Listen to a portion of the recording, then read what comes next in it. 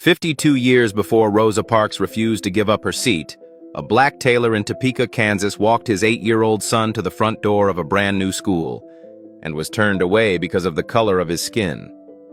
What this father did next sparked one of America's first legal battles against segregation, a case that's been buried in the shadows of history. Until now. Welcome to Ikamafuna History TV, where we uncover the stories they didn't teach you in school.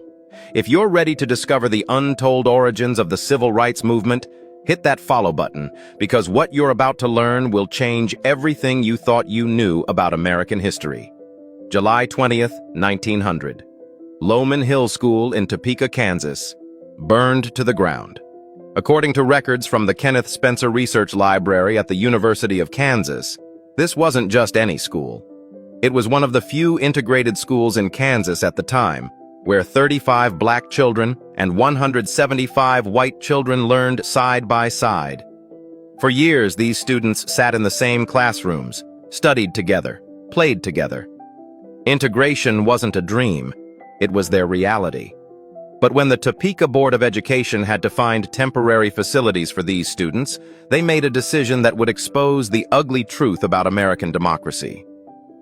The white students were sent to the all-white Clay Elementary School. The black students? Shipped off to the all-black Buchanan School. The board's justification, documented in Kansas State Supreme Court records, was chilling. African American and white children had somewhat different intellectual requirements. When the new Lowman Hill School reopened in 1901, a beautiful, modern brick building, only white children were allowed through its doors. Black students were directed to the Douglas School, an old 2-room wooden structure with second-hand furniture that had been moved to the site. William Reynolds, an African-American tailor, refused to accept this injustice. His son Raoul had attended an integrated school his entire life. Now, because of a fire and the board's deliberate choice, his boy was being forced into a segregated, inferior facility, while the modern school stood just blocks from their home. On February 1st, 1902, according to the original proceedings in mandamus filed with the Kansas State Supreme Court, William Reynolds walked his son to Lowman Hill School and demanded enrollment. The principal refused. Mr. Reynolds was directed to enroll his son in the designated colored school. On May 31st, 1902, William Reynolds sued the Topeka Board of Education. His argument was revolutionary. Separating children by race in the classroom violated the Kansas State Constitution's requirement for a uniform system of schools. His attorney argued that this segregation violated the rights of children under the 14th Amendment of the United States Constitution. The Board of Education's defense?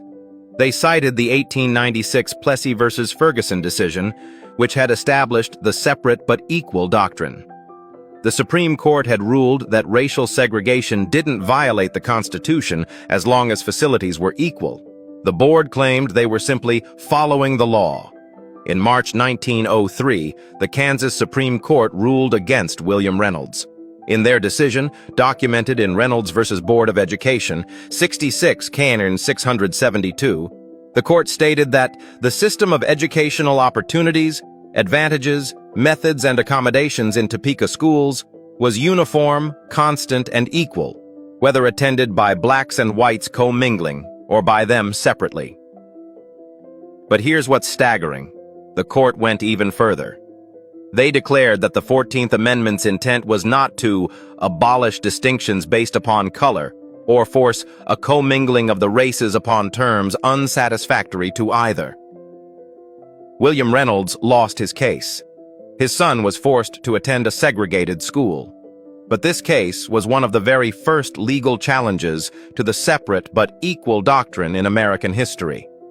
For 51 years after Reynolds' defeat, segregation remained legal in Kansas and across America. Black children were systematically denied equal education. But the seed Reynolds planted grew roots. According to the National Archives, in Kansas alone, 11 lawsuits challenged school segregation between 1880 and 1954. Each case built upon the arguments of William Reynolds. Each case chipped away at the foundation of separate but equal. Then, on May 17, 1954, 51 years, 11 months, and 16 days after William Reynolds walked out of that Kansas courtroom, the United States Supreme Court issued its decision in Brown v. Board of Education. Chief Justice Earl Warren wrote, "We conclude that in the field of public education, the doctrine of separate but equal has no place. Separate educational facilities are inherently unequal. The same city, the same school board, the same constitutional arguments William Reynolds made in 1902. But this time, justice prevailed. Frederick Douglass once said, "If there is no struggle, there is no progress." William Reynolds understood this. He knew he might lose. He knew the odds were stacked against him in 1902 America, but he fought anyway because some battles must be fought even when victory seems impossible. Every great movement begins with ordinary people doing extraordinary things. William Reynolds was a tailor, not a famous civil rights leader, not a politician, not a celebrity, just a father who believed his son deserved better. And his courage, his willingness to stand up and sue the system, planted seeds that would blossom into the Brown versus Board decision that changed America forever. Here's my question for you. What battles are we avoiding today because victory seems impossible? What injustices are we accepting because challenging them feels too hard? Drop your thoughts in the comments. I want to hear what you think. And if this story moved you, if you believe these forgotten heroes deserve to be remembered, share this video and follow Ikemefuna History TV. We're bringing you the history they tried to bury, the stories that matter, the truth that transforms. Next week, we're uncovering another buried civil rights case that predates the movement by decades. You won't want to miss it.